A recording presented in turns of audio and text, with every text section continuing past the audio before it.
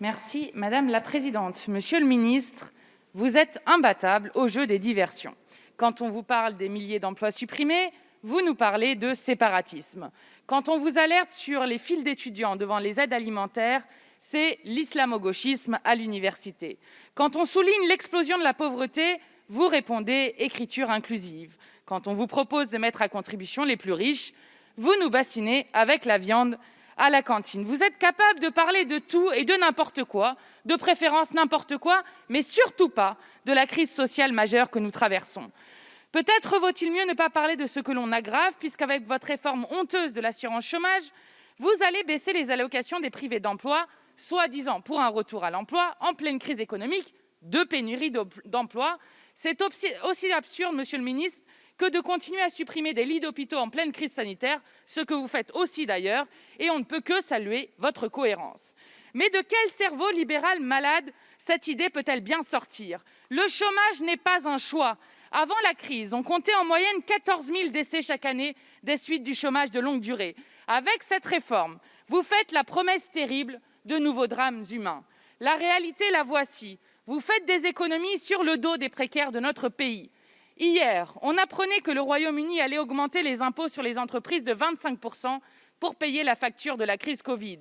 Et vous, pourquoi n'allez-vous pas chercher l'argent là où il se trouve? Ils ont des noms et des adresses, les Arnaud, les Mullier, les Niel, les Bolloré, les Bouygues, les Vinci et tant d'autres.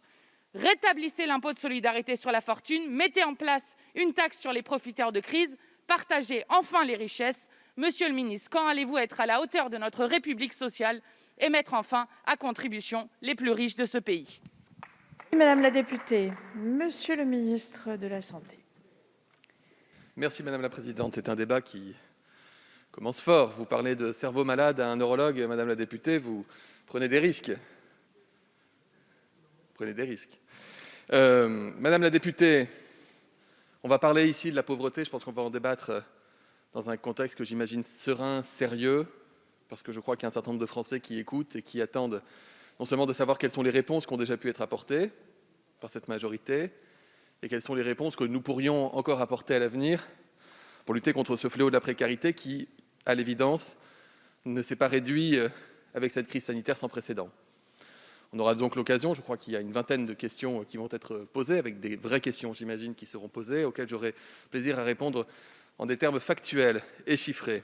Sachez, Madame la députée, qu'avec 3,5 milliards d'euros d'aides directes financières apportées aux publics les plus fragiles depuis le début de la pandémie, je crois que la France n'a pas à rougir de ce qu'elle a pu mettre en place. Le soutien aux associations qui est sans précédent, les associations d'ailleurs le reconnaissent, vous pourrez leur poser la question, elles vous répondront. Actuellement, nous sommes en train d'arbitrer un appel à projet de 100 millions d'euros pour venir en aide aux associations qui sont sur tous les terrains. L'aide aux étudiants, vous avez raison, c'est nécessaire, c'est un public particulièrement fragilisé, j'ai pu le constater. Je ne sais pas si vous faites comme moi des maraudes avec le SAMU social ou avec les Restos du Cœur. À l'occasion, vous viendrez, vous verrez que je ne suis pas hors sol, Madame la députée, et que j'ai bien conscience de la situation difficile que vivent les Français.